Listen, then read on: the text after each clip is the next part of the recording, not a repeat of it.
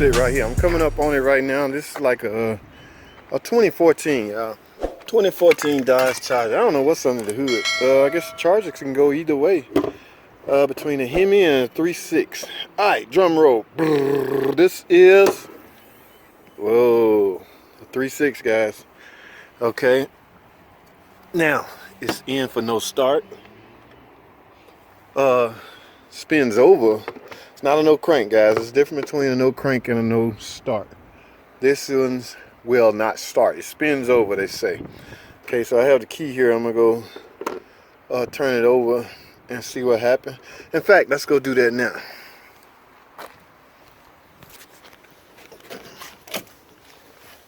All right, test light right here. Somebody's been diagnosing stuff. Let me see what we got.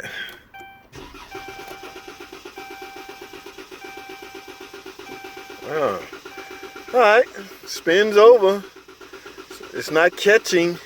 It's not starting. All right, ladies and gentlemen. So what we have here is a crank, but no start. Now, a little basics. All right, as you know, or as you probably should know, or if you don't know, we about to discuss it real quick. Okay, car needs 3 things to start. All cars, any cars, it doesn't matter. Well, when you start talking about electric cars, that's a different thing. But let me put it like this.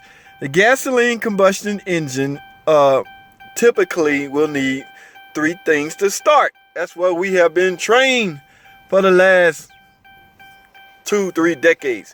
All right, those 3 things likely fall into the category of fuel, spark, and combustion. Okay, if you are missing either one, you likely will not start. Okay, now I've said this before, I said it again, I'll say it again. The easiest one to check the particular car engine like this is a 3.6 Pentastar.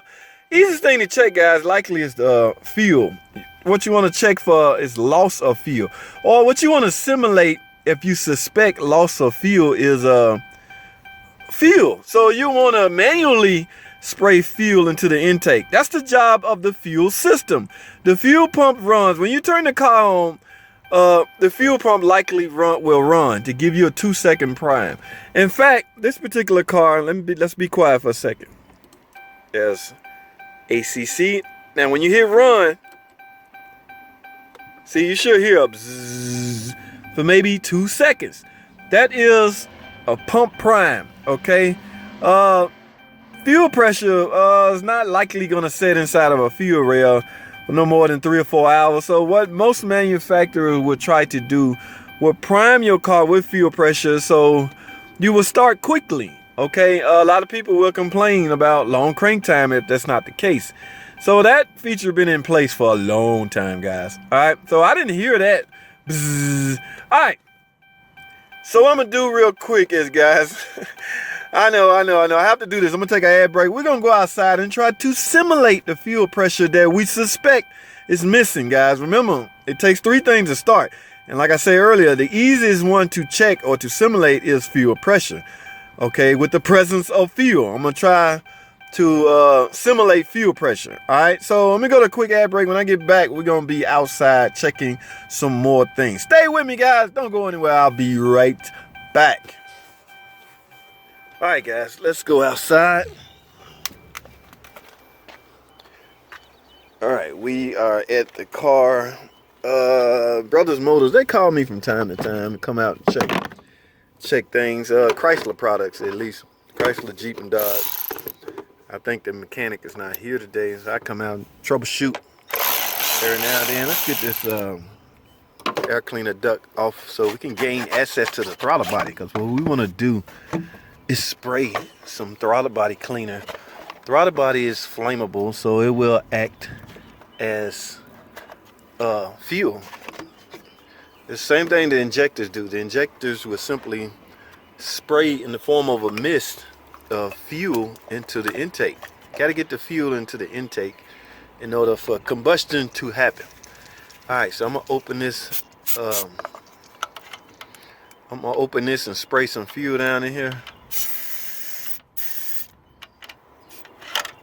Now, if I spin this car over and it starts, ladies and gentlemen, we have basically verified that the car is likely not getting fuel. Okay, let's see what happens. I don't hear the bzzz, no prime, so let's see will it start. Yes, y'all hear that? Okay, ladies and gentlemen, what we have basically verified is that the car likely is not getting fuel pressure. Okay, now fuel pressure or the fuel system comes, the heart and soul of the fuel system is the fuel pump, ladies and gentlemen. Yes, the fuel pump. And this particular pump in this particular car, as you know, they're located in different places from car to car. This one happens to be in the tank, actually. I have yet to see a fuel pump on the block like in the past. Okay, I haven't seen one of those in a while. So most of the newer cars have fuel pumps in the tank. Now you can gain access to this pump from the rear seat. Okay, so you don't essentially have to drop the tank or anything like that. This particular car, you can gain access to the pump through the seat. Now, that's the heart and soul of the fuel system. That has to work, ladies and gentlemen, for cranking. I mean, it doesn't matter how much gas. Matter of fact, she mentioned that she had a full tank of gas, so she can't be out of gas. That has nothing to do with it. So what we have to do now is, now keep in mind, guys, and I want you to follow me here. This does not automatically mean that you need a fuel pump. A lot of guys make that mistake. These computers are now so sophisticated to where any particular module could snatch away power supply or ground from the fuel pump. In other words, it don't want the car to even start or run. Okay, so you can't automatically assume because you're not getting fuel pressure that your problem is a fuel pump. What you need to do at that point is verify that the power supply and the ground is getting to the fuel pump. Fuel pump motor. Now, this is the only good time you can call an item a motor because that's exactly what it is, an electrical motor. The fuse pump motors, I get kind of, I don't know. I guess I've been in the dealer too long. People call engines motors and things like that. I have to adjust myself to YouTube terminology. All right. So this is one time you can call this item a motor. It's a fuel pump motor.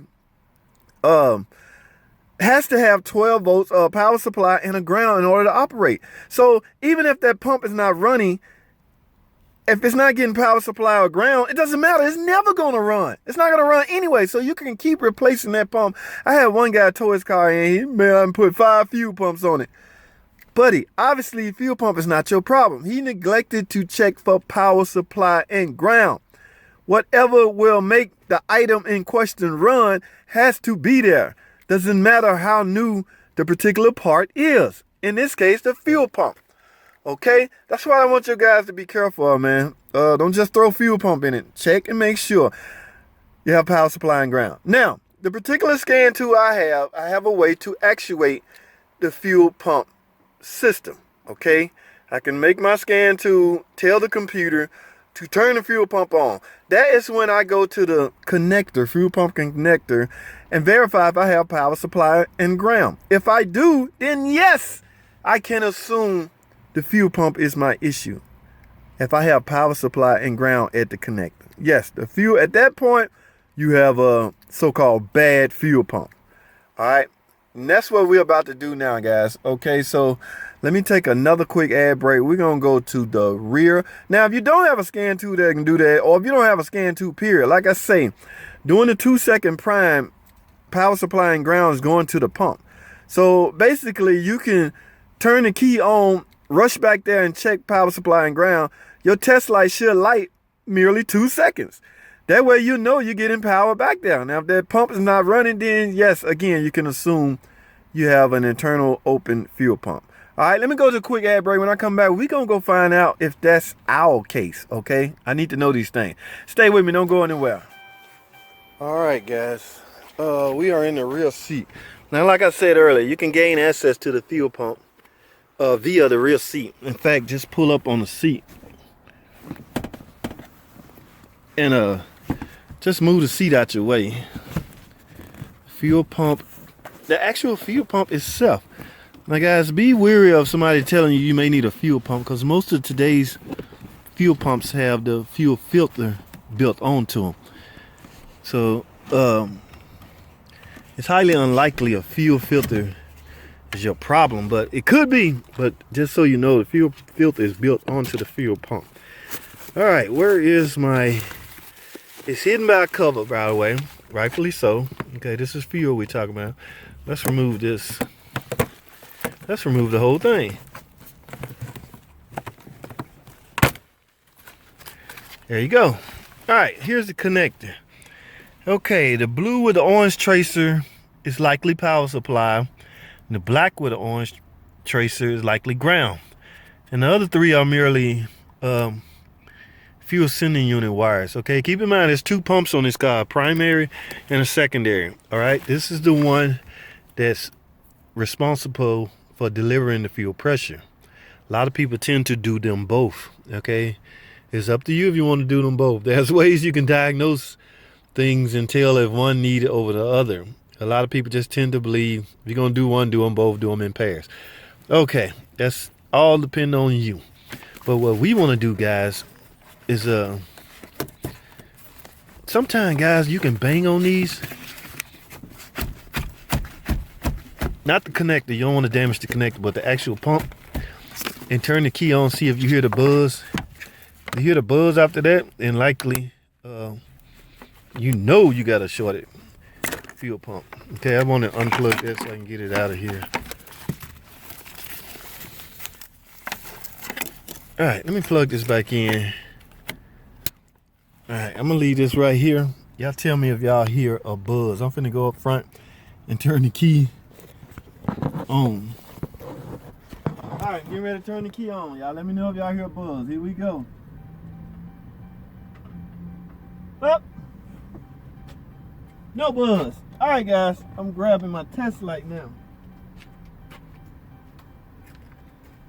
So, what I want to do now, the good way or the best way to test this, let me unplug it again,